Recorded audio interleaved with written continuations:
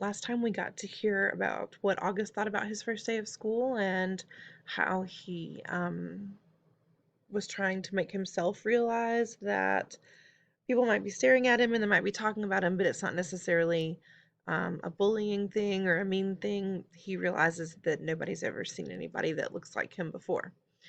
And that's kind of where we left it last time. So let's see what happens today. This chapter is called Jack Will. I hung out with Jack in homeroom, English, history, computer, music, and science, which were all the classes we had together. The teachers assigned seats in every class, and I ended up sitting next to Jack in every single class. So I figured either the teachers were told to put me and Jack together, or it was a totally incredible coincidence. I walked to classes with Jack, too. I know he noticed kids staring at me, but he pretended not to notice. One time, though, on our way to history, this huge eighth grader who was zooming down the stairs 2 steps at a time accidentally bumped into us at the bottom of the stairs and knocked me down. As the guy helped me stand up, he got a look at my face, and without even meaning to, he just said, "Whoa." Then he patted me on the shoulder like he was dusting me off and took off after his friends. For some reason, me and Jack started cracking up. "That guy made the funniest face," said Jack as we sat down at our desks. "I know, right?" I said. He was like, "Whoa." I swear, I think he wet his pants. We were laughing so hard that the teacher, Mr. Roach, had to ask us to settle down. Later, after we finished reading about how ancient Sumerians built sundials, Jack whispered, "Do you ever want to beat those kids up?" I shrugged. "I guess. I don't know. I'd want to. I think you should get a secret squirt gun or something and attach it to your eyes somehow, and every time someone stares at you, you would squirt them in the face." "With some green slime or something," I answered. "No, no, with slug juice mixed with dog pee."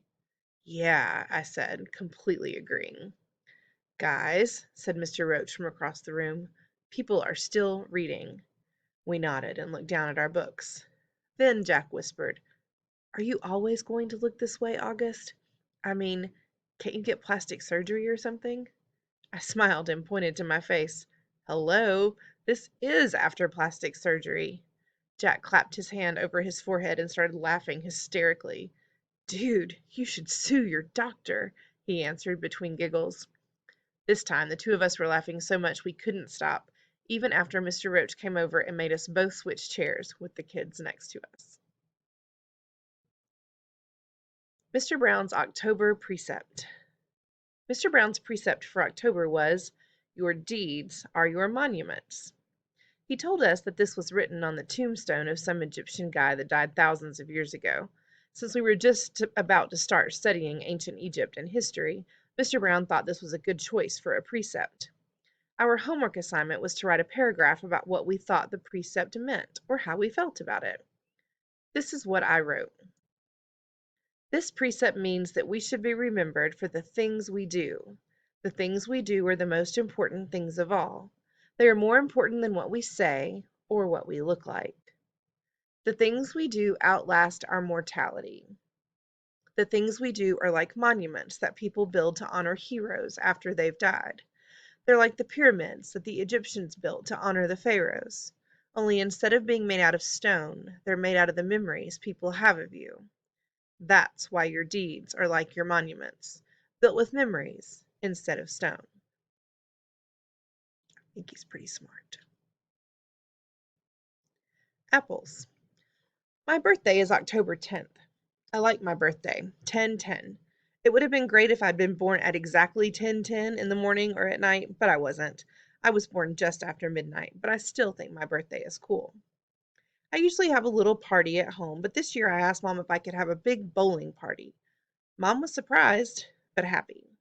She asked me who I wanted to ask from my class, and I said everyone in my homeroom plus Summer. "That's a lot of kids, Augie," said Mom. "I have to invite everyone because I don't want anyone to get their feelings hurt if they find out other people are invited and they aren't, okay?" "Okay," Mom agreed. "You even want to invite the what's the deal kid?" "Yeah, you can invite Julian," I answered. "Geez, Mom, you should forget about that already." "I know, you're right." A couple weeks later, I asked Mom who was coming to my party, and she said Jack Will, Summer, Reed Kingsley, both Maxes, and a couple of other kids said they were going to try to be there. Like who? Charlotte's mom said Charlotte had a dance recital earlier in the day, but she was going to try to come to your party if time allowed. And Tristan's mom said he might come after his soccer game. So that's it? I said. That's like 5 people. It's more than 5 people, Augie. I think a lot of people just had plans already, Mom answered. We were in the kitchen. She was cutting one of the apples we had just gotten at the farmer's market into teensy weensy bites so I could eat it. What kind of plans? I asked. I don't know, Augie. We sent out the Evites kind of late. Like, what did they tell you, though? What reasons did they give? Everyone gave different reasons, Augie. She sounded a bit impatient. Really, sweetie, it shouldn't matter what their reasons were. People had plans. That's all.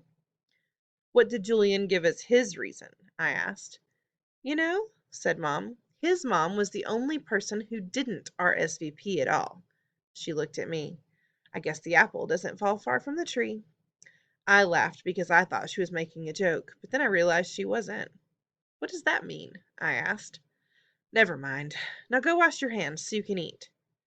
My birthday party turned out to be much smaller than I thought it would be, but it was still great. Jack, Summer, Reed, Tristan, and both Maxis came from school, and Christopher came too, all the way from Bridgeport with his parents.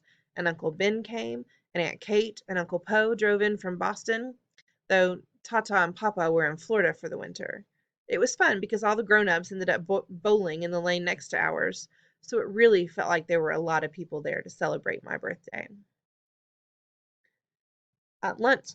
Halloween.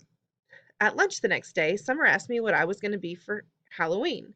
Of course, I'd been thinking about it since last Halloween, so I knew right away. Boba Fett. You know you can wear a costume to school on Halloween, right?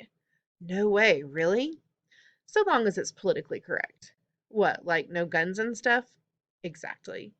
What about blasters? I think a blaster's like a gun, Augie.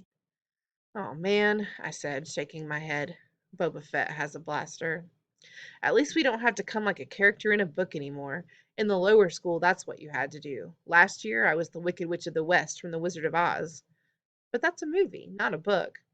Hello, Summer answered. It was a book first. One of my favorite books in the world, actually. My dad used to read it to me every night in the first grade. When Summer talks, especially when she's excited about something, her eyes squint like she's looking right at the sun. I hardly ever see Summer during the day, since the only class we have together is English. But ever since that first lunch at school, we've sat at the summer table together every day, just the two of us. So, what are you going to be? I asked her. I don't know yet. I know what I'd really want to go as, but I think it might be too dorky. You know, Savannah's group isn't even wearing costumes this year. They think we're too old for Halloween. What? That's just dumb. I know, right? I thought you didn't care what those girls think. She shrugged and took a long drink of her milk. So, what dorky thing do you want to dress up as? I asked her, smiling. Promise not to laugh. She raised her eyebrows and her shoulders, embarrassed. A unicorn. I smiled and looked down at my sandwich. Hey, you promised not to laugh. She laughed. Okay, okay, I said, but you're right. That is too dorky.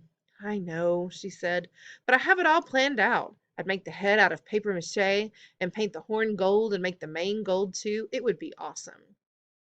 Okay, I shrugged. Then you should do it. Who cares what other people think, right? Maybe what I'll do is just wear it for the Halloween parade, she said, snapping her fingers, and I'll just be like a goth girl for school. Yeah, that's it. That's what I'll do. Sounds like a plan, I nodded. Thanks, Augie, she giggled. You know, that's what I like best about you. I feel like I can tell you anything. Yeah, I answered, nodding. I gave her a thumbs up sign. Cool beans. School pictures. I don't think anyone will be shocked to learn I don't want to have my school picture taken on October 22nd. No way, no thank you. I stopped letting anyone take pictures of me a while ago. I guess you could call it a phobia. No, actually, it's not a phobia. It's an aversion, which is a word I just learned in Mr. Brown's class. I have an aversion to having my picture taken. There, I used it in a sentence. I thought Mom would try to get me to drop my aversion to having my picture taken for school, but she didn't. Unfortunately, while I managed to avoid having the portrait taken, I couldn't get out of being part of the class picture. Ugh. The photographer looked like he had just sucked on a lemon when he saw me. I'm sure he thought I ruined the picture. I was one of the ones in the front, sitting down. I didn't smile. Not that anyone could tell if I had. The cheese touch. I noticed not too long ago that even though people were getting used to me, no one would actually touch me. I didn't realize this at first because it's not like kids go around touching each other that much in middle school anyway. But last Thursday in dance class, which is like my least favorite class, Mrs. Atanabe, the teacher, tried to make Ximena Chen be my dance partner. Now, I've never actually seen someone have a panic attack before, but I have heard about it, and I'm pretty sure Ximena had a panic attack at that second. She got really nervous and turned pale and literally broke into a sweat within a minute, and then she came up with some lame excuse about really having to go to the bathroom. Anyway, Mrs. Antanabe let her off the hook because she ended up not making anyone dance together. Then yesterday, in my science elective, we were doing this cool mystery powder investigation where we had to classify a substance as an acid or a base.